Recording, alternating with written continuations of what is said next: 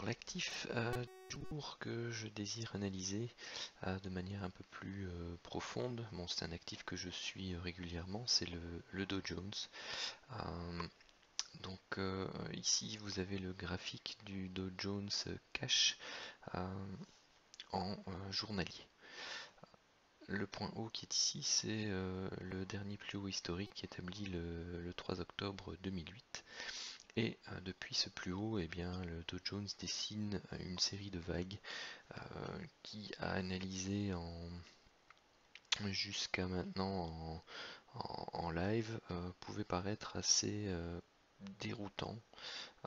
Tant, comme vous le voyez, eh bien, il fait du yo-yo assez fréquemment et avec des amplitudes assez importantes. Maintenant, par rapport à ce point haut, on peut aisément faire un décompte en 5 temps jusqu'au point bas du lundi 29 octobre. Donc vous avez ici une vague 1, une vague 2 qui a retracé très peu la vague 1.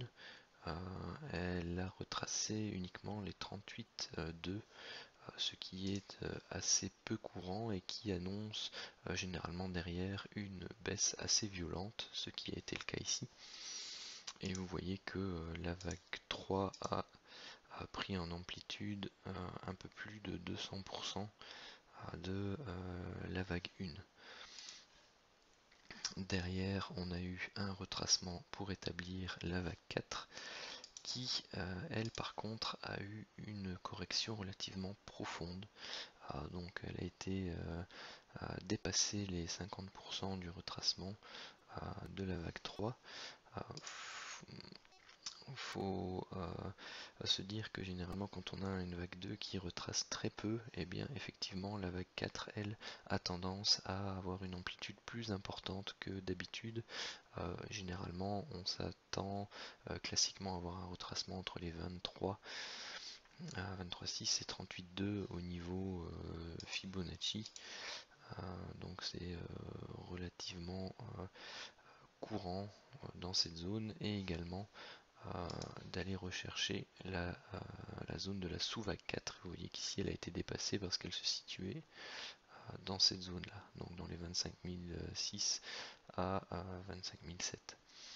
Et ensuite une dernière impulsion baissière, vague 5.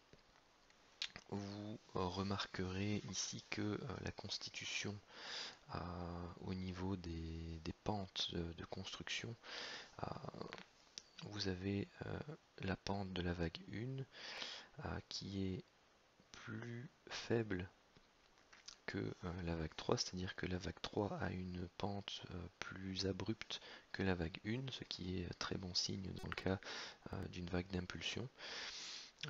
Et ensuite vous avez une vague 5 qui a une pente plus douce que la vague 3 et même ici que la vague 1, ce qui est généralement également un bon signe, car ce sont ce sont pas des règles, des principes, mais ce sont des lignes de guidance qui permettent de voir que effectivement on se trouve bien dans le cadre d'une impulsion baissière. Vous avez ici même une vague 5 en extension qui montre que le marché a pris son temps pour finaliser cette vague, et avec une pente plus douce, et généralement vous allez retrouver, d'ailleurs je ne sais pas si c'est le cas ici, je vais juste le mettre pour voir. Alors, où se trouve-t-il? Il se trouve là.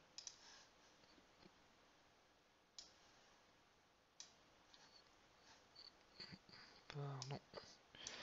Et vous retrouvez généralement une divergence ici au niveau du RSI, ce qui est le cas ici. Vous voyez que sur la vague 3 nous sommes à 26, et que au niveau de la vague 5 eh bien nous sommes à 31.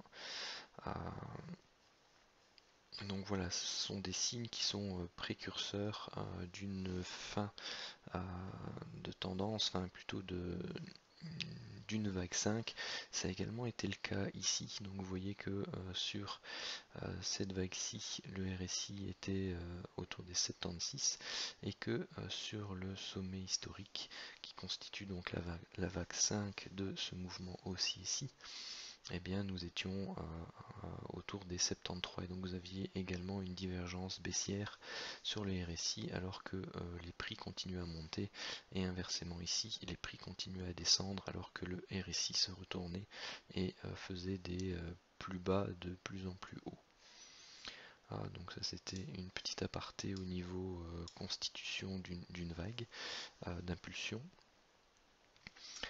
Ensuite, cette vague a été corrigée en 3 temps, donc on peut voir ici une A, une B et une C.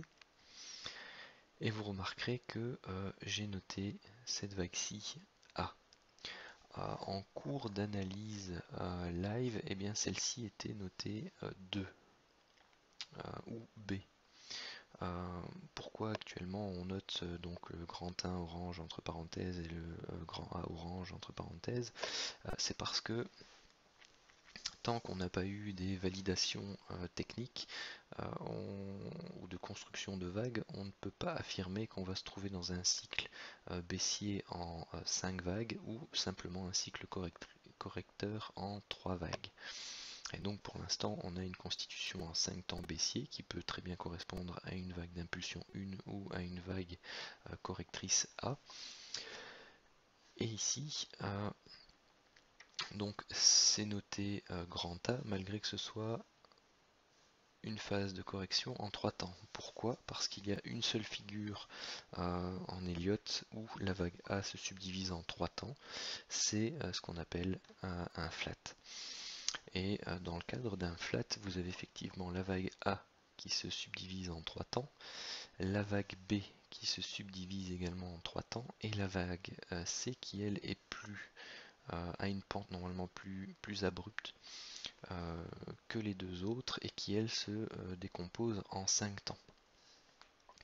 Et vous voyez qu'ici derrière on a de nouveau une correction en 3 temps que j'ai renoté petit a, une correction en 3 temps que j'ai noté ici petit b. Pourquoi? Parce qu'on est dans le cadre ici où on a sur la dernière vague 5 temps. 1, 2, 3, 4 et 5. Et c'est précisément cette baisse-ci qui, en l'analysant, je vais dire, permet de faire un tri au niveau des différents scénarios, des différents décomptes envisagés. Et celui qui retient le plus mon attention actuellement, c'est donc celui où on a un flat. Donc on a fait le A ici, on a fait un flat intermédiaire pour la vague B, un flat intermédiaire où vous remarquerez que la vague B n'a pas dépassé le sommet de la vague A. C'est donc ici une variante du flat avec une vague B tronquée qui a annoncé dans ce cas-ci une baisse relativement forte et impulsive. Vous voyez d'ailleurs que si je dessine, je vais bien entendu changer la couleur, je vais la mettre en rouge, non orange, ça se verra mieux en plus gros.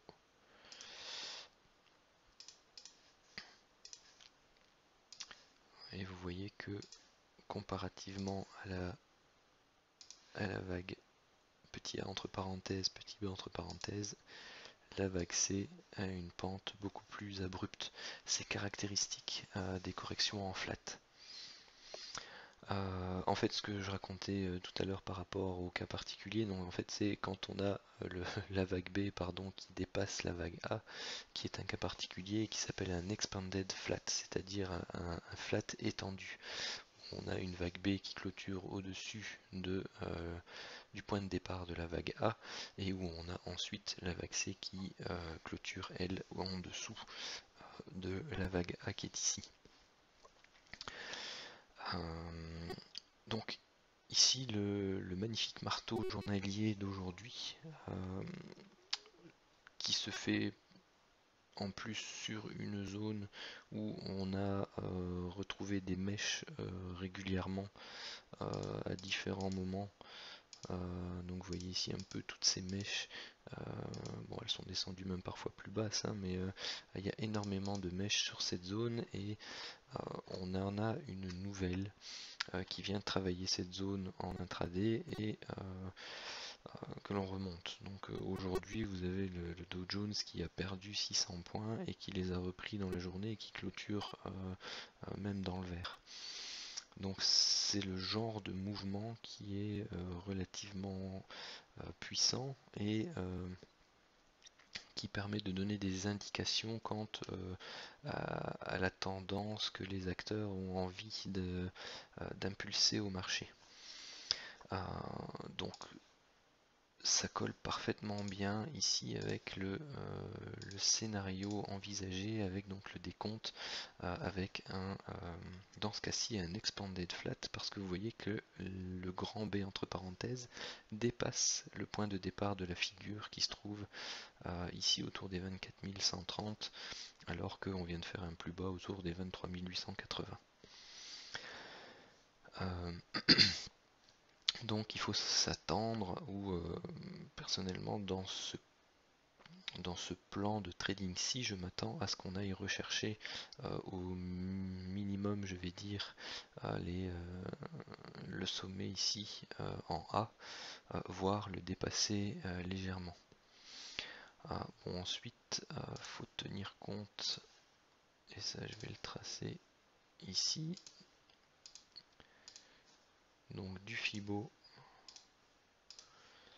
de cette première vague baissière-ci, donc c'est elle qu'on vient corriger, il ne faut pas l'oublier, que l'on corrige donc avec un expanded flat, et vous voyez qu'ici la vague A était déjà venue corriger les 76,4. Une des règles en Elliott pour que le décompte ici soit correct avec une vague 1, c'est que le point de départ ici ne soit pas dépassé. Si jamais on a une impulsion haussière qui vient créer un nouveau plus haut historique, et bien ça veut dire que le décompte avec la vague 1 qui est ici n'est pas correct. Et que donc on peut tout simplement avoir fait une correction en A, donc le grand A orange, avoir fait A, donc le grand A bleu, le grand B bleu, le grand C bleu, pour la vague B en orange, et avoir corrigé en 5 temps pour faire la vague C en orange, et repartir donc pour faire un nouveau plus haut historique, donc une nouvelle vague en 5 temps d'un cycle de moyen terme.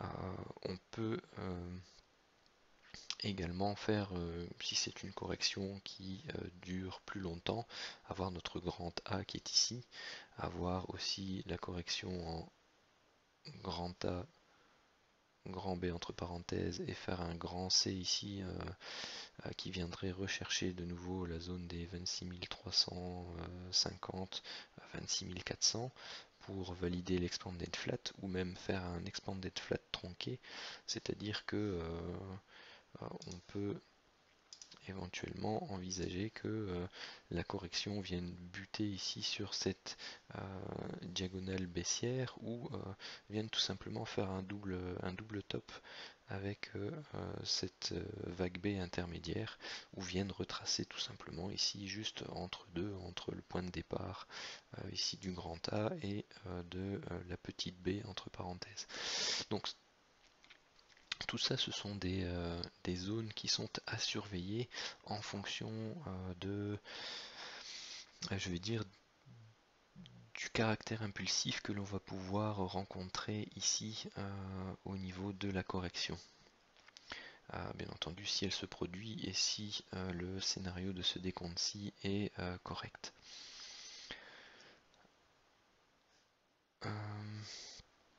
Donc voilà, ici vous avez donc différentes zones. Donc les premières sont les Fibo de retracement de cette vague 1 ou A, et on peut également tracer les fibos de cette vague d'impulsion baissière, car on peut très bien envisager également d'avoir une vague d'impulsion qui va initier un mouvement de baisse un peu plus important dans le cadre d'un autre décompte alternatif. Parce que ici, par exemple, on peut avoir fait donc le grand A orange, avoir fait le A, le B et le C, et enfin la sous-vague A, la sous-vague B et la sous-vague C pour avoir notre grand B orange ici, qui serait ici une correction en zigzag mais tronquée, c'est-à-dire que la vague C, entre parenthèses ici, serait plus basse que la vague A, ce qui annoncerait donc une impulsion assez forte pour la vague C en orange. Et donc on aurait seulement fait ici la première sous-vague 1 de ce décompte. Mais vu l'impulsion qui a été donnée, si on corrige et qu'on repart fortement à la baisse, les probabilités pour qu'on soit dans un décompte en 5 temps seront de plus en plus importantes. Donc ici les zones qui seront surveillées dans le cadre bien entendu de l'évolution, eh bien ce sont tous les clusters Fibo que l'on peut rencontrer au cours de la montée. Vous en avez par exemple un premier qui se trouve ici, donc entre 24 680 et 24 800. Vous en avez un autre ici, plus petit, donc entre les 25 180 et les 25 200. Et encore un autre ici.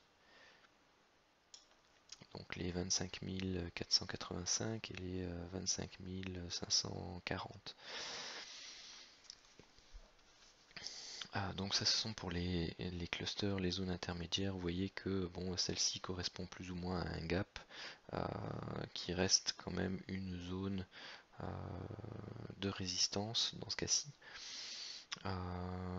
Vous avez cette zone-ci qui correspond à une zone chartiste qui a été travaillée par ces mèches-ci, par celle-ci, par le magnifique doji qui était là. Et vous avez ensuite cette zone-ci qui correspond elle aussi à une zone chartiste ici au niveau de la vague B. Donc vous avez même un peu plus loin, vous avez des mèches qui ont travaillé toute cette zone de retracement et plutôt plus particulièrement vraiment toute cette zone-ci qui colle très bien. Donc ça ce sont les trois zones je dirais à surveiller en swing. Bon après les niveaux Fibo de retracement de 50% de la baisse qui correspond à un gap, aussi à une zone, un deuxième gap à plusieurs mèches. Bon ce ne sont pas des zones qu'il faut négliger non plus, mais disons qu'on privilégie dans un premier temps des zones on va dire plus fortes, donc qui regroupent plusieurs éléments. Donc comme des clusters Fibo, des bas de canaux, des hauts de canaux, des zones chartistes, des zones de gap. Donc c'est vraiment mettre toutes ces connaissances ensemble pour définir des zones vraiment à fort potentiel de réaction. Donc ici voilà, je suis passé sur, donc ça c'était la version Pro Real Time sur le gratuite sur laquelle je n'ai pas les données en dessous du journalier. Donc pour ça je passe maintenant sur mon TradingView. Donc vous voyez ici donc la borne, le haut de canal que j'avais tracé, et j'ai repris le Fibo de la baisse actuelle. Donc qui s'est donc faite en 5 temps. Vous avez le point 1, enfin la vague 1, la vague 2, la vague 3, la vague 4 et la vague 5 qui a été effectuée. Maintenant, ce qui compte, c'est d'aller voir les sous-décomptes, de voir un peu la progression de cette impulsion. Et vous voyez ici que la vague 5 nous fait un magnifique V-bottom. Et donc il faut analyser dans ce cas-ci clairement l'évolution de cette première jambe haussière, de sa correction, pour voir si on peut donc anticiper un point d'appui. À quel niveau on peut l'anticiper? Cette zone là serait vraiment parfaite, donc autour des 24 250, donc une petite hausse complémentaire par exemple pour aller rechercher les 24 665, une correction de 50% pour aller rechercher cette zone-ci, pour avoir ensuite une impulsion un peu plus forte et aller chercher les niveaux supérieurs. Donc vous voyez ici qu'on a eu une première baisse, une correction. Vous avez le sous-décompte sur les unités inférieures, une vague 3 bien impulsive, avec une pente bien raide, un magnifique gap de continuation en plein milieu, donc c'est ce qu'on aime voir au niveau des vagues 3. Une correction ici en 3 temps qui s'est faite de manière assez profonde pour une vague 4, étant donné que ici la vague 2 était assez plate. Et on a ensuite une dernière vague de baisse pour la vague 5. Alors si on va voir ici à ce niveau-là, bien pour l'instant, ce qu'on peut dire par rapport au point bas, c'est qu'on a fait une hausse, on a corrigé, et là on travaille une autre hausse. Est-ce qu'on a fait une vague 3 ici, on a corrigé en 4 là, et on vient de faire la vague 5 et donc d'avoir notre première vague principale qu'on nommerait donc une ou A, parce que tant qu'on n'a pas les validations techniques, pour l'instant ça peut très bien également être une correction en A, B et C de cette vague baissière-ci, tout simplement, et une baisse qui se poursuivra par la suite. On est aussi dans une période où énormément d'acteurs aimeraient voir un rallye de fin d'année haussier, ce qui colle également tout à fait avec le décompte et l'analyse proposée précédemment au journalier. Maintenant, c'est pas parce que la majorité des personnes ont envie que ça se produise que c'est ça qui se produira forcément. Et on n'a jamais dit qu'un rallye de fin d'année devait spécifiquement être haussier. Un rallye qui soit haussier ou baissier, c'est un grand mouvement durant l'approche des fêtes de fin d'année, qui habituellement d'ailleurs se produit plutôt fin octobre, tout début décembre, donc exactement dans la période dans laquelle on se trouve.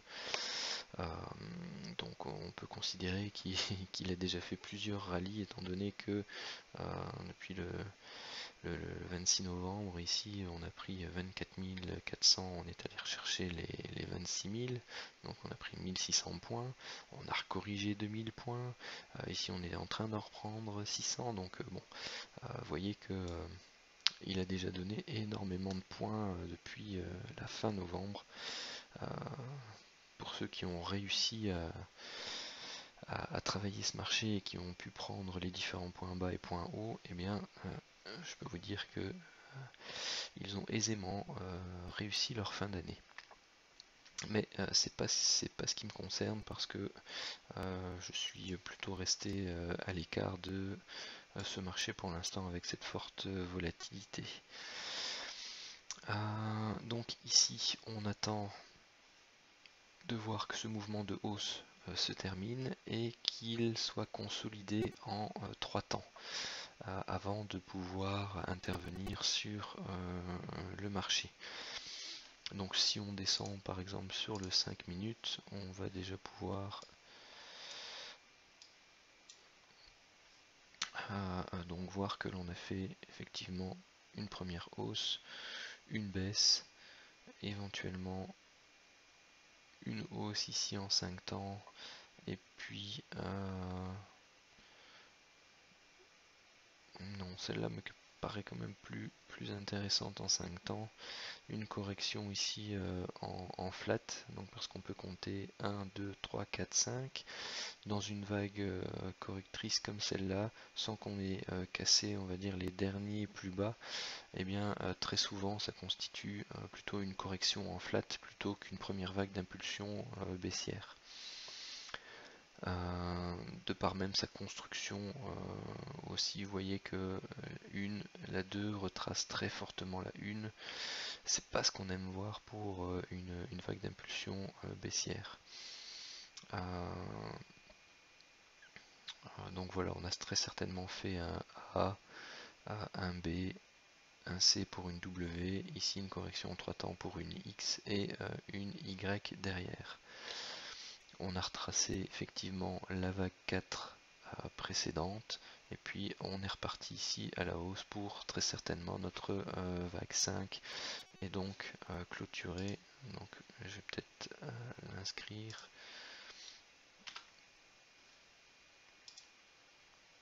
Et ici je vais la mettre, donc c'est en 5 minutes, je vais la laisser en rouge, en plus petit.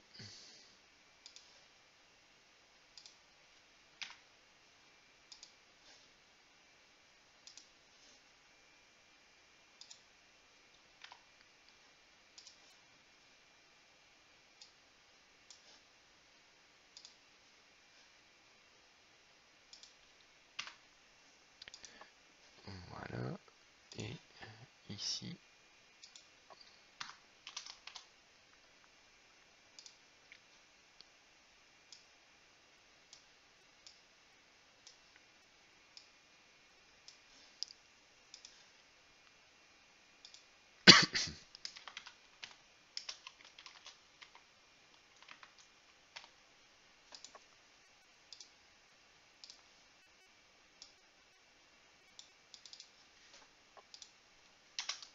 en même temps, je vous montre un peu la manière dont je travaille. Maintenant, ici, on a donc notre canal qui relie la vague 1 à la vague 3.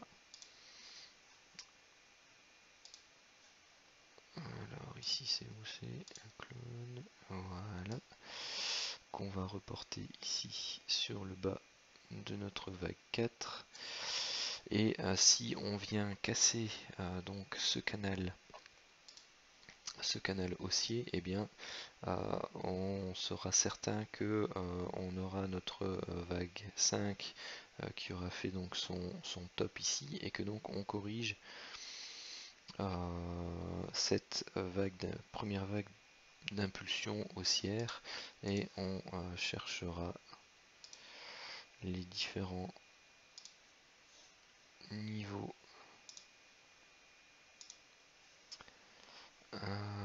Fibo, au minimum ici la zone des 50% pour une vague B, parce que une vague B corrige classiquement une vague A jusqu'au 50% Fibonacci. Par contre, si on descend autour des 61,8, on privilégiera donc le décompte en 1, 2, et on partirait pour une 3. Pourquoi? Parce que une vague 2 corrige de manière classique les vagues 1 à 61,8 de retracement.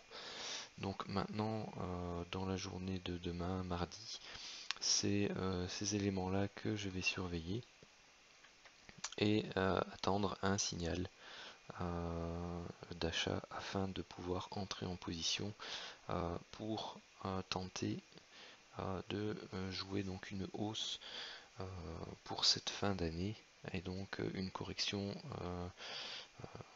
suivant le plan de trading et donc le décompte qu'on s'est fixé ici au début. Donc c'est une vidéo de présentation, d'analyse globale, présentation du plan.